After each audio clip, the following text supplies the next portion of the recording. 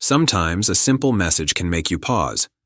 It's unexpected, a little uncomfortable, and you wonder if you're reading it right. You don't know what it means yet, but you feel something shift. This is the story of one of those moments where curiosity meets caution and a new connection starts to take shape. I wasn't sure what to make of his first email. My initial reaction was a mix of curiosity and apprehension. Curiosity about why he'd reached out, and apprehension about what he might say. I couldn't help but wonder if the age difference between us added a layer of complexity to his reaching out. It arrived unexpectedly, and the subject line was ambiguous enough that I thought it might just be a quick follow-up to something we'd talked about at church. But when I opened it, I realized it was much more personal. The first thing he did was call himself out. "It may be creepy for me to write you first." That honesty caught me off guard. It made him seem self-aware, as though he was careful about how his actions might be perceived, but it also hinted at some vulnerability, perhaps even a reflection of his years of experience navigating relationships. He said it outright, like he'd already anticipated my reaction and was trying to diffuse it before I even had one. It wasn't creepy, though. At least it didn't feel that way. Instead, it felt earnest, vulnerable even, like he was trying to connect but wasn't sure how to go about it without fumbling. He talked about empathy, how he believed I could read people, and how he saw it as both a spiritual and psychological gift. That caught my attention. It's not every day someone calls out something you quietly pride yourself on, and he didn't stop there. He invited me to share my story. Start where most stories start, at the beginning, and then ended with a playful question about whether my email handle referred to the kiwi bird or the kiwi fruit. I stared at the screen for a while before responding, turning his words over in my mind. Was this genuine curiosity on his part? A thoughtful attempt to connect? Or was it something else entirely? Did the generational gap between us shape the dynamic in ways I hadn't yet noticed? Part of me wanted to write back immediately. His email felt like a small, unexpected compliment, a validation of something I hadn't even voiced. But another part of me hesitated. What if responding too quickly made it seem like I was over-invested? Eventually, I settled on a friendly but cautious tone. I wrote something like, "Thank you for reaching out, and I value connection too," hoping to show interest without overcommitting, that I valued connection too, and that I'd felt a spark of it the first time I heard him speak.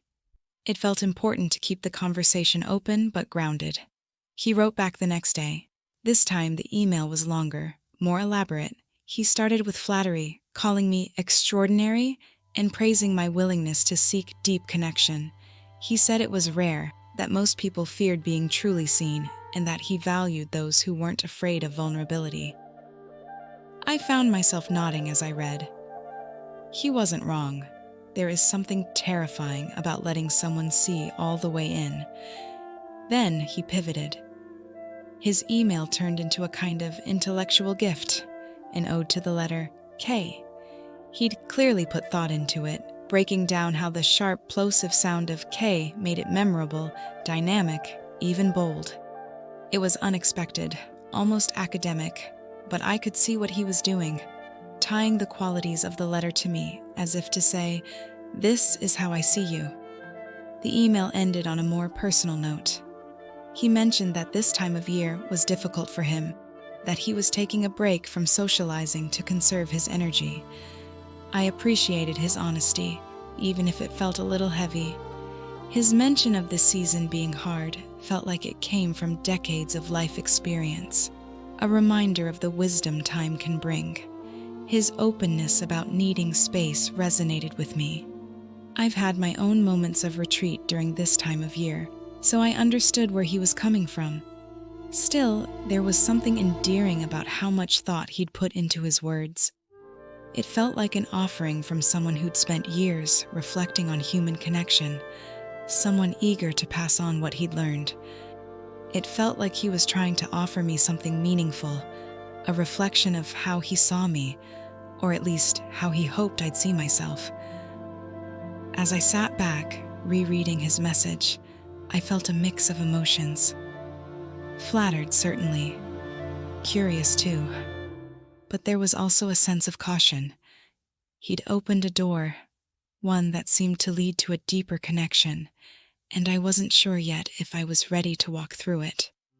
Still, I couldn't deny that his words stayed with me, echoing long after I'd closed my laptop. Open the door, not sure what to find. A soft fleeting question, a spark in my mind. You reached out with words, a quiet refrain, and I wondered if answers could ease the strain. And we're all just stories waiting to unfold. Faces between us, so truth is told. With each quiet step we find our way through the silence and whispers of yesterday. A moment of doubt, then a flicker of light. Your words were a bridge in the stillness of night, and I felt the weight of the things we don't say, like a letter that waits, like a word left at bay. But we're all just stories waiting to unfold. Spaces between us, our truth is told. With each quiet step we find our way through the silence and whispers of yesterday.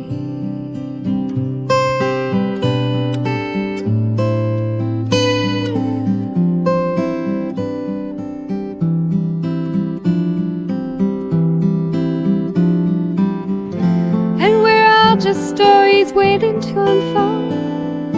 In the spaces between us, truth is told. With each quiet step, we find our way through the silence and whispers of yesterday.